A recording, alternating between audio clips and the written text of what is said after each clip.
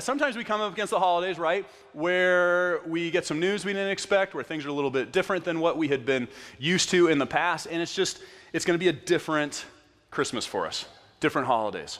And we're going to talk about that a little bit this morning. In fact, it's kind of, when you talk about Christmas and the holidays at church or in social gatherings and stuff like that, it's kind of the elephant in the room. And since we get to be real with you guys and talk about what we want to talk about, we're going to call it out this morning. So again, that's what we're going to talk about in just a moment. But first, if you're not familiar with what's going on here in this series, if you haven't been around the last couple of weeks, we started this series about 2 weeks ago called the Pre-Christmas Story, basically with the idea of looking at the story behind the story, right? You know the Christmas story. I mean, most everyone, you don't have to be a churchgoer or consider yourself a Jesus person or anything like that to know the story to some degree of Christmas, right? But do you know the story behind the story? In other words, do you know why Christmas? Because what I've found as I've grown in my faith and my understanding of the Christmas story is if you don't know what comes first, I mean, if you don't know what happens in the old part of the book that leads us to Christmas morning, it's hard to really appreciate why Christmas. Yeah, I know Jesus is the reason for the season, and we get all the cliches and all that kind of stuff. It's not about the tree, it's not about this, it's about Jesus. Great, but why? Why did he have to come? Why did he come in the way that he did? What happened going back to the beginning of time, the beginning of mankind, that led us to the point where we had to have Christmas morning? That's what we've been talking about in this series. And obviously, you're not going to get through all of that in 6 weeks, but we've been trying to pull out certain stories, certain key aspects of Old Testament history that show us this is the why behind Christmas. But we're going to take a little pause here this morning to point out the elephant in the room. And this will tie in, the story we're going to look at today from the Old Testament will tie into the pre-Christmas story. You got to kind of wait to the end to see how it does. It's not one of those ones where it's obvious right off the bat, but it does. But the elephant in the room is simply this. A lot of us go into the Christmas season, the holiday season, under new circumstances. With the knowledge, with the experience of something changed for me this past year. When my wife and I were first married and we were going into our first Christmas, we were so excited because it was going to be the first time where her and I ever woke up in a different place besides our parents' house on Christmas morning. It was our first Christmas as a married couple, and we're going to create our own traditions. We're going to do all our own stuff. It'll be so fun.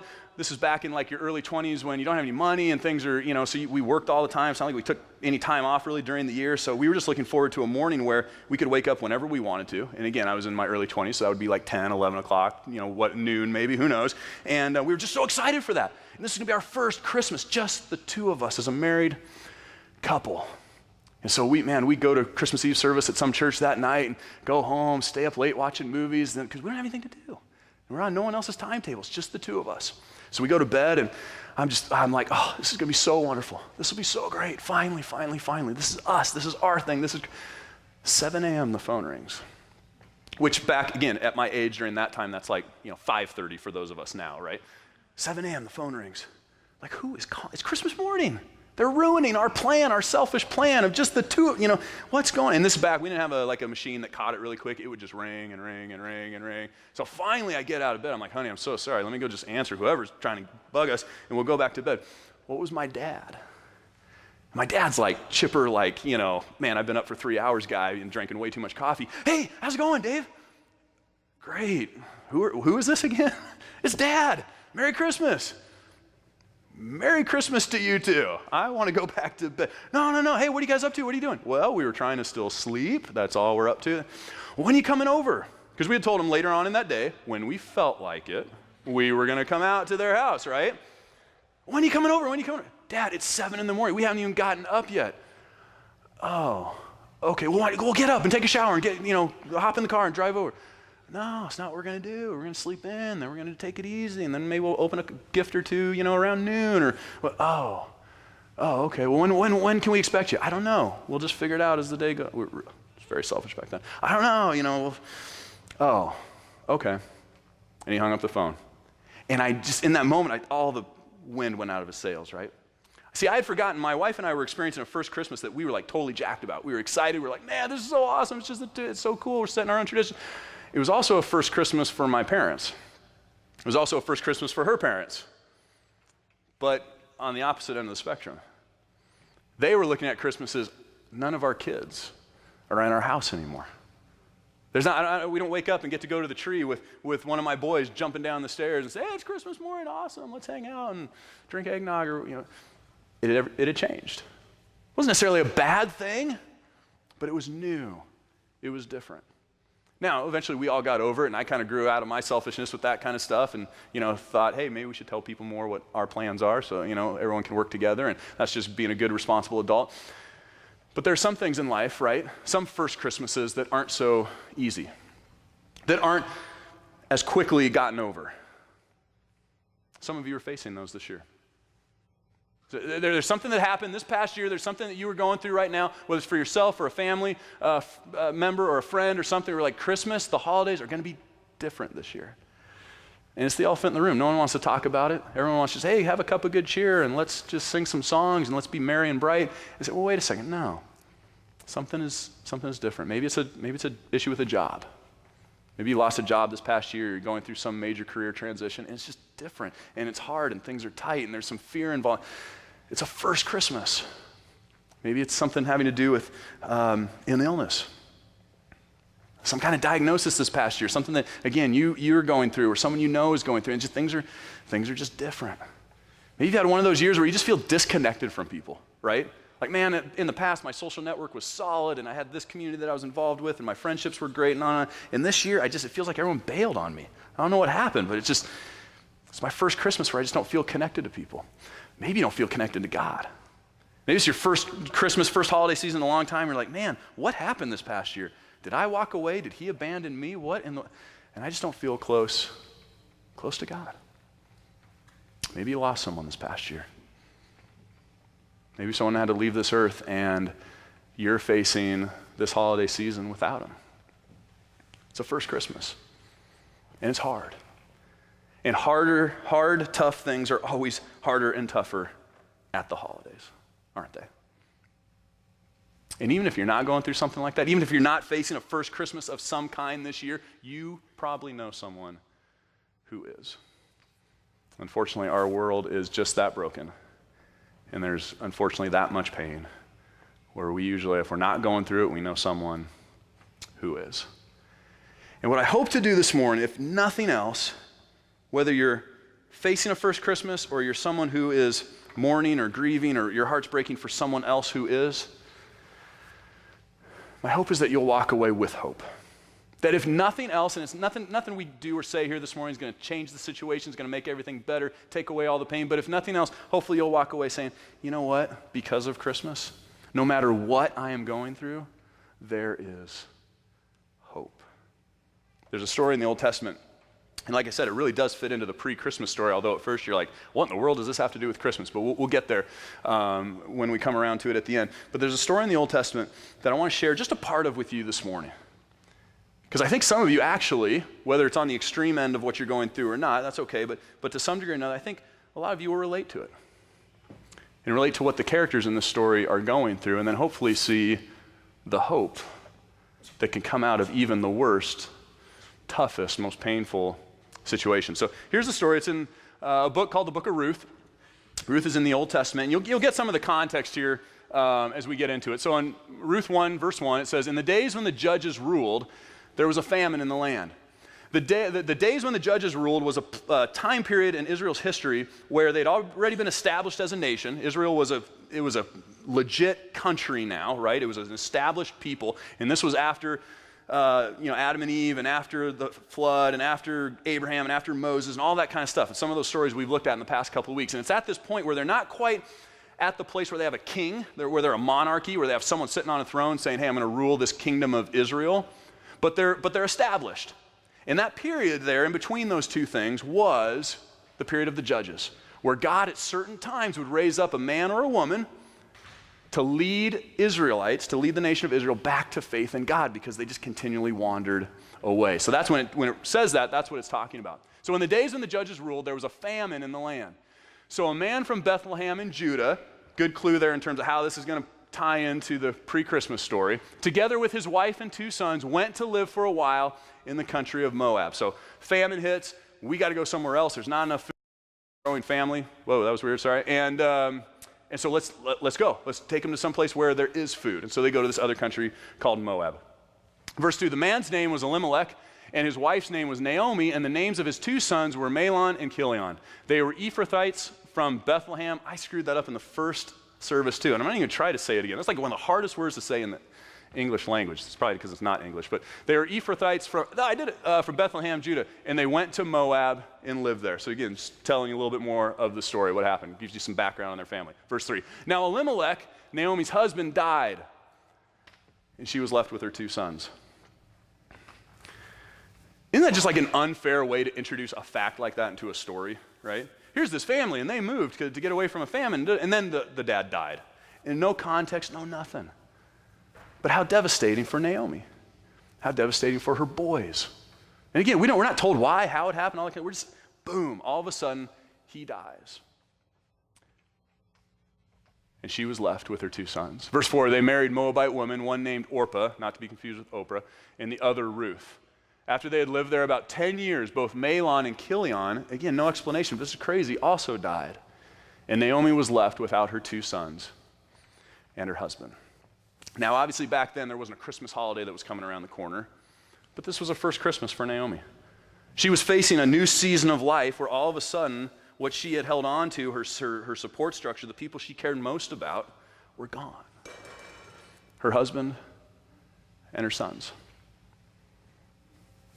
That's about as dramatic of a first Christmas, right, to use that term, as you can get. Her world shattered. And what's she going to do? How's she going to cope? How's she going to move on? What's going to happen next? We don't know. She doesn't know.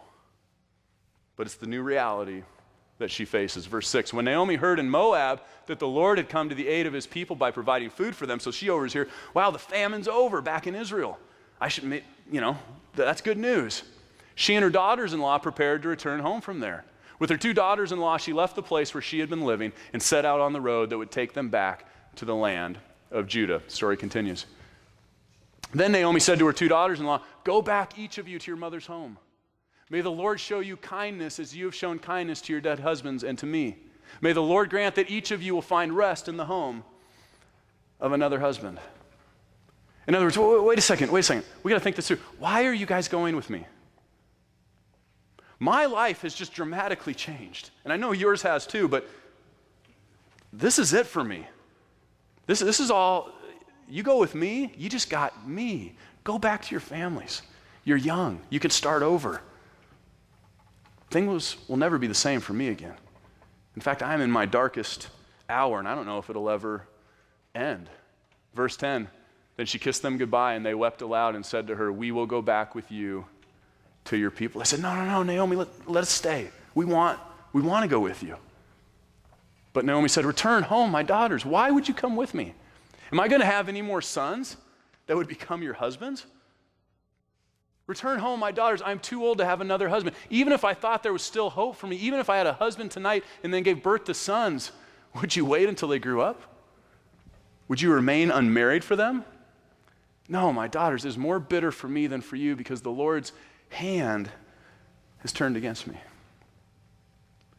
In other words, if you come with me, I've got nothing to offer. I'm at the end of my rope. I am a mess. You come with Naomi, all you get is an old, distressed, hurting woman.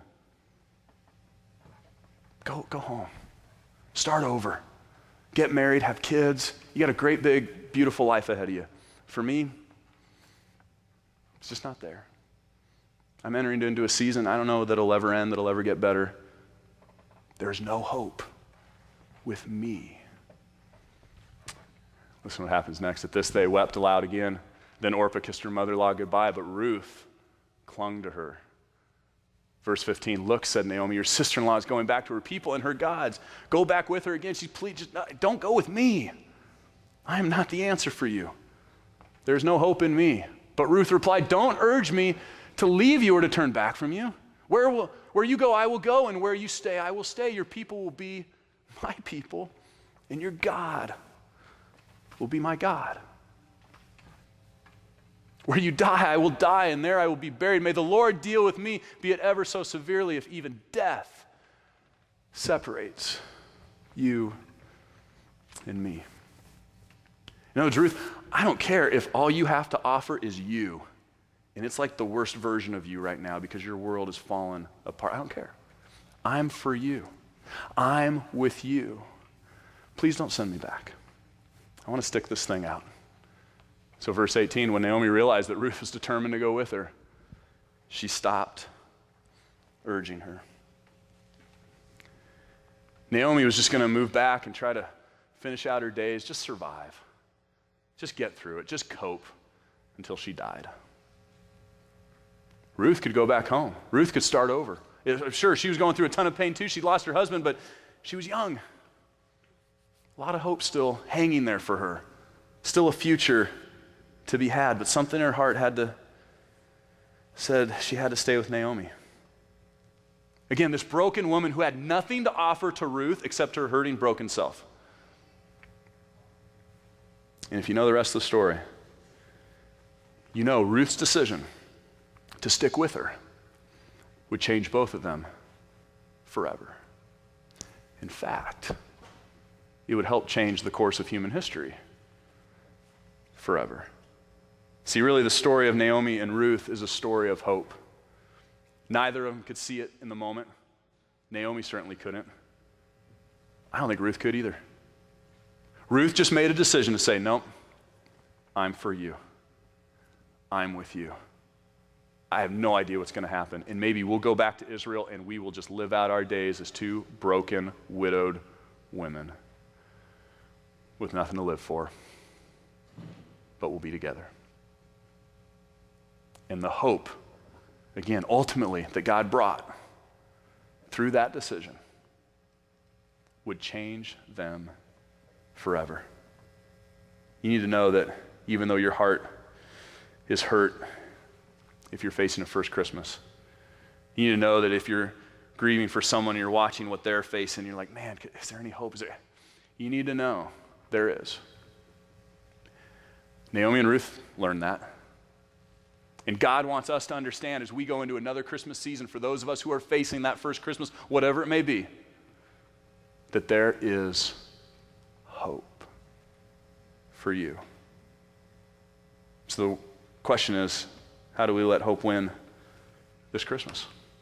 In the midst of our pain, in the midst of our frustration, in the midst of our suffering, in the midst of our hearts breaking for someone that we know and love, how do we let hope win? Because sometimes it seems like hope is non-existent. Sometimes it seems like there is no getting over this. There is nothing to look forward to. There is just, and especially around the holidays, it hurts the worst. How do we let hope win? Well, first of all, I think God is trying to communicate to two groups of people in this story. The first is certainly those of us who are going to face a first Christmas this year. But I think he's also speaking to those of us who know someone who is facing a first Christmas. In fact, I think the first way we let hope win is for those of us who know someone facing that first Christmas is to figure out how can we be a Ruth to that person in the midst of their pain. How can we learn from a story like this and say, you know what? I'm with you and I'm for you. And no matter what happens, no matter what you have to offer in return, it doesn't matter. I'm going to let hope win in your life. I'm going to be a Ruth to you.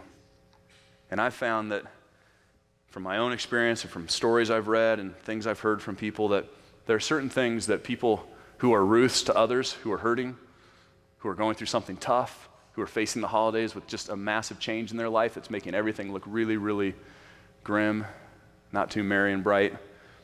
I found there's certain things people do to be a Ruth. One is simply this. I think Ruths show up.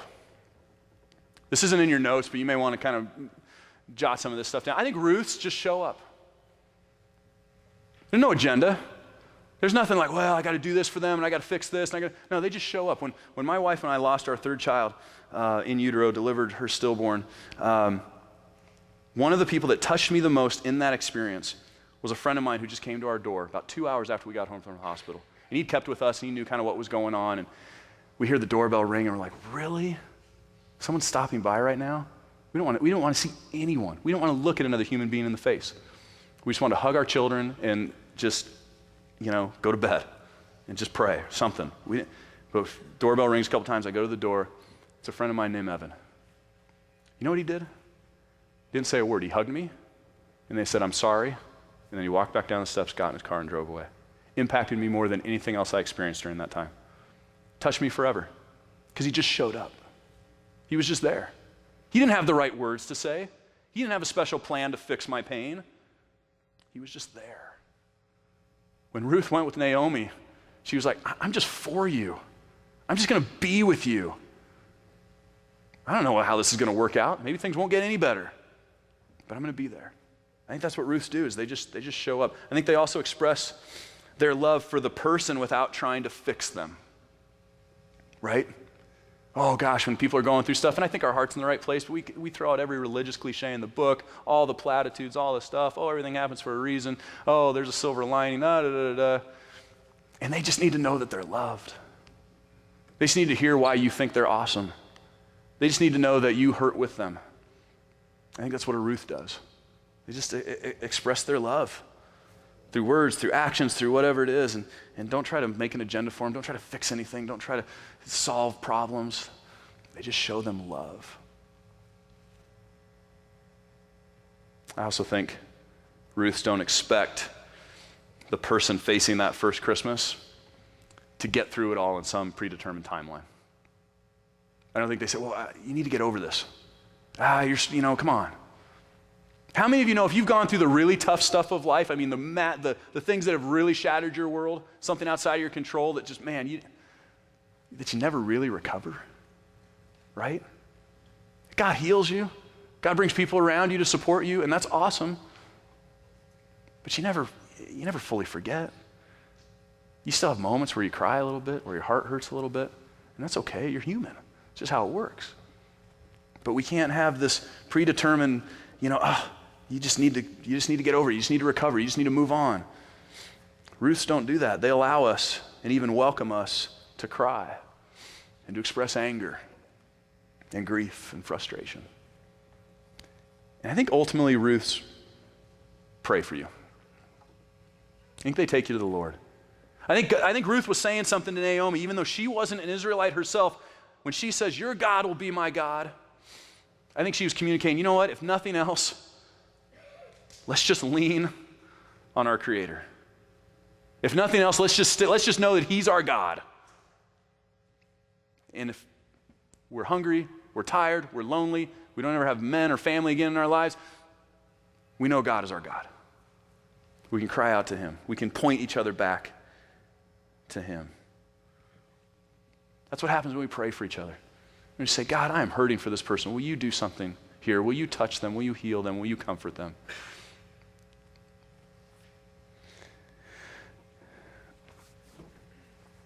I'm guessing, again, I don't want to be presumptuous, I'm guessing you know someone facing a first Christmas. And I think God this morning might be speaking to you saying, I need you to be a Ruth to that person. I need you to do this. I need you to say that. I need you to just show up. I need you to love them through this. They may have nothing to offer you in return. They may never have anything to offer you in return. But that doesn't matter. They need someone to be a Ruth. But then, of course, there are those of us who are experiencing a first Christmas, right? You went through that financial transition. You did lose a loved one. You are fighting some kind of illness. You're going through something. We're like, wow, the holidays are different. And I don't mean different in a good way. This is really hard. And I think all that I can really ultimately offer to you, besides encouraging those around you to be a Ruth to you, which is critical, is to desperately hold on to what Christmas is truly about. See, when we hold on to what the world says Christmas is about, there's no hope in that. Right? The holidays are grim. But when you hold on to what God says Christmas is about, when you cling to that, when you hold on to it for dear life, that's when hope, even if it's just a glimmer, can start to peek in. I mean, think about it this way. Even if you this past year, you didn't go through anything tragic, anything really, really tough, anything that messed up your family, nothing, right? Don't the holidays ultimately kind of suck? Just stick with me on this for a minute, right? And in the moment, I get it, and we do all this stuff too. The tree, the gifts, all the lights, the carols, all that's fun, right? But what about afterwards? Right? When you realize, man, we spent way too much money. 2015 budgeting is going to look a little differently now as we kind of climb out of this hole. Wow, yeah, the kids, we gave them some things, but they're still complaining about the stuff they didn't get. Great. How fun. Not that that's ever happened to any of you, but I've heard. Right? That's why we don't sing Christmas carols when we take down the tree. Oh, Christmas tree, your dead brown branches, I'm going to put you on the curb for the Boy Scouts to pick up. I mean, we don't do that. Or put you in the chipper or what, make mulch out of you. Right? In our house, it's like, no, you take it down. No, how about you take off the ornaments? That's so depressing. I mean, when you approach the holidays with a worldly perspective, I mean, in other words, you kind of hold on to them the way the world says to hold on to them. No matter what you've gone through the past year, good or bad, they end up it's kind of a bummer, right? When it's all said and done. How much more so if you're facing a first Christmas? How much more so if you've lost a loved one? How much more so if you've experienced a divorce or some kind of significant loss this past year, or financial trouble, whatever? How much more so are the holidays tough, especially when they're over, when you've faced a first Christmas and you've approached the holidays basically how the world said to. You bought into what the world said it was all about. See, it's a good thing that that's not what God made Christmas for. It's a good thing that what the world says Christmas is all about is really not what Christmas is all about. Do you want to know what Christmas is all about? And again, I know. I said this earlier. Jesus is the reason for the season. We all get that. Yeah. Do you really want to know what it's about? Christmas is the inauguration of a new kingdom on earth. Christmas marked the starting point where God no longer says, I watch you from my throne in heaven, but rather I come and live with you right where you're at on earth. That's what Christmas is about. Where the sin and the selfishness that we have conducted in our lives has separated us from God. God says, you know what? I will come to where you are at to make sure that separation no longer exists. You couldn't get to me, so I will come to you. That's what Christmas is all about. That no matter what you face, what you go through, no matter what comes around the corner, Jesus, God in the flesh, will be with you. And you know that the ultimate bad thing that could happen to you, forever being away from God for all eternity, will never happen. That once all the pain and the mess and the stuff of this earth, this life comes to an end, and we all know there's a lot of it, unfortunately, you'll be with him forever. That's what Christmas is all about. He is with us. I think one of the most powerful names for Jesus that we could ever learn is the name Emmanuel. You only hear about it around Christmas time, but I think we should use it maybe a little bit more often. It literally means God with us. That's what Christmas is about. And if you hold on to that, that's when, just even if it's just a little glimmer, just a little crack in the darkness, that's when hope can enter in. That's when there's something, even in the midst of the pain and the frustration, you can hold on to that's bigger than yourself. I came across this blog post recently from a mom who was writing about the loss for a fourth child while in utero. And I'm not bringing this up to make you shed tears or anything, and oh my gosh, because I know this is heavy stuff. But how she ended this blew me away. And I stopped and I thought, wow, that's it. That's the hope that Christmas brings, even in the midst of the worst situations we could be going through. So she writes this is towards the end of her post. It says, I trust that there's no formula for how to grieve. I'm guessing a lot of you have figured that out as well, right? I know I have. There's no formula. You just get through it by God's grace. Some might think I'm crazy for sharing so publicly, sharing in the midst of the mess, but for some reason that seems right to me. I don't have some beautiful lesson all tied up in a bow for this. Each time I say aloud that there was no heartbeat, tears climb up and tumble from my eyes and my heart swells. And then at some point the sadness passes, and I know that God is good, that I am okay, that we are okay. The initial shock and surprise of number 4 has turned for both my husband and I into desire and excitement for another. Whether our own or adopted, I don't know. For while I can surely say I hope for another child, I know with certainty that I do not know what my journey holds how our story will unfold, and that my hope is not in another child. My litmus test for God's goodness is not found in my circumstances. See, I think we often want to let our circumstances define God's character rather than letting God's character define our circumstances. What I know to be true right now is that God is for me, that I'm really sad, that he grieves with me, but that I'm hopeful somehow, that I love my family, and to some extent, they're all on loan for a time, and that heaven is waiting. If you're facing a first Christmas this year, or maybe a second or a third, and it's just been a hard enough thing where it's followed you, here's what you need to desperately hold on to this Christmas. Philippians 4:13, I can do all this through him who gives me strength. Psalm 23:4, even though I walk through the darkest valley, I will fear no evil, for you are with me. Your rod and your staff, they comfort me. Psalm 46:10, he says, be still and know that I am God. Psalm 42:8, by day the Lord directs his love, and at night his song is with me. How many of us know when you're going through some of the really hard stuff, it's worst at night, when there's no one else to talk to. There's nothing left to do except be alone with your thoughts. You need to know God is there singing over you. God is, because of Christmas, God is with you, even in the loneliest, darkest of moments. Psalm 46:1, God is our refuge and strength, an ever-present help in trouble. And not only is God there with you through all that you're going through, desperately trying to remind you of what to hold on to. Again, not what the world says to hold on to, not what the world says Christmas is about, but what God says it's all about. Not only is he doing that, Christmas is also a reminder that when we put our trust in Jesus, we will always be part of a bigger story. We will always be part of something God is doing in human history that is bigger than ourselves and that will ultimately bring hope to our lives.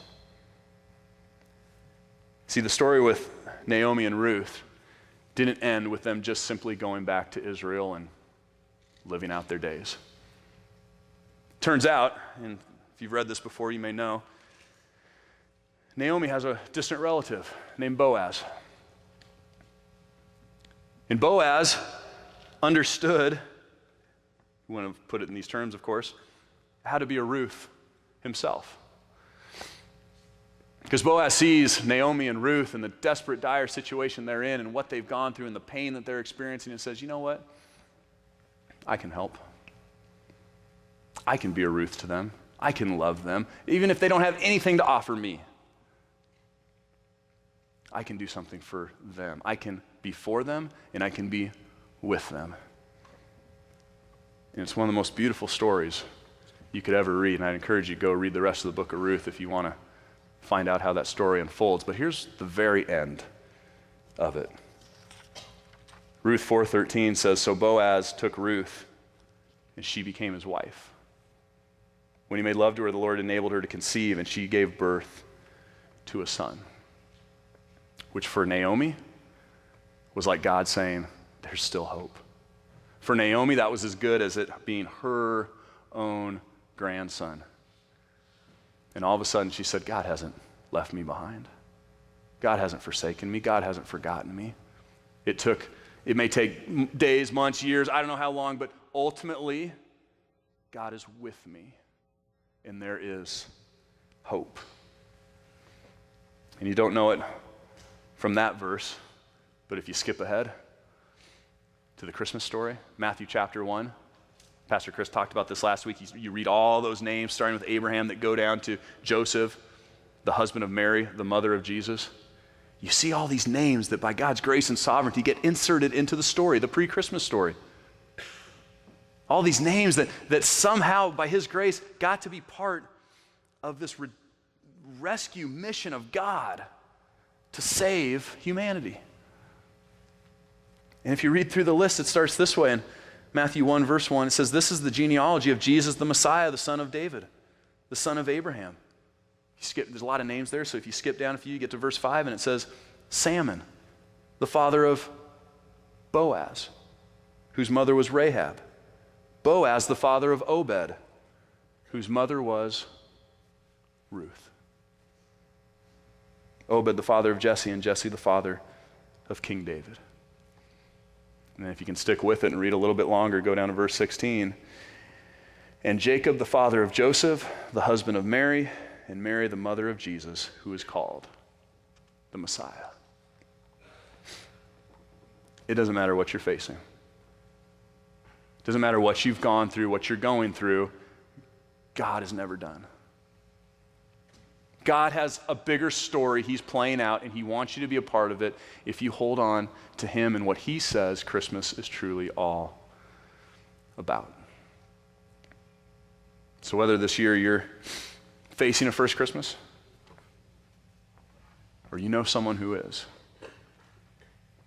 there's hope.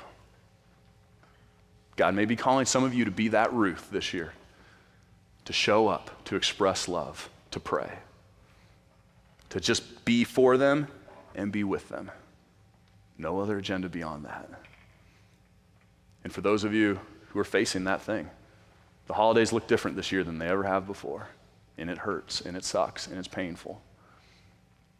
Desperately hold on to what God says Christmas is about.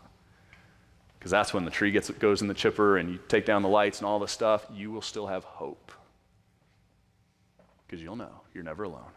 So let's stand and pray for you guys, and we will keep moving forward towards all that God has for us in this Christmas season. So Jesus, thank you for coming. Thanks. God, I pray that more so than ever before, every man, woman, and child in this building this year, right now at this moment, would say, thanks.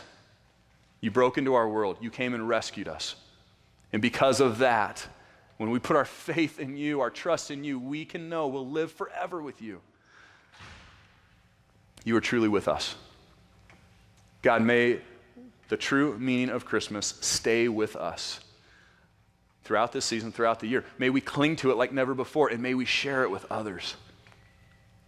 And God, for those who are facing a first Christmas, I pray they would desperately hold on to that reality, that they would know you are there, that you love them, you cry with them, you sing over them, and you do have hope for them. There is something bigger playing out behind the scenes that even if they can't see it yet, if they cling to you, it will come. God, for those of us who need to be a Ruth to someone this Christmas, give us the courage, give us the compassion, give us the grace to do that. To truly love people where they're at and to be for them and with them however we can.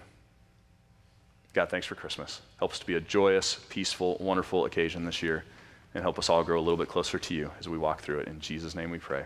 Amen. Guys, thanks for being here. We'll see you next Sunday.